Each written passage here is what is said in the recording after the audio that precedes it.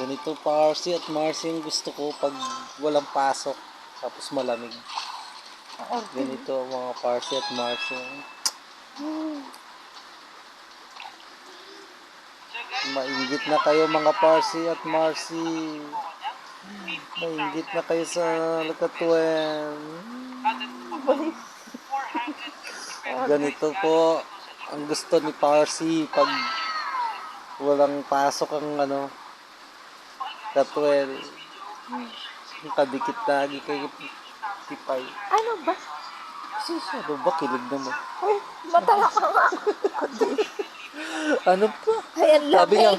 Sabi niyo, ano ba? Pero kilig siya. Ay, Sabi, ano ba?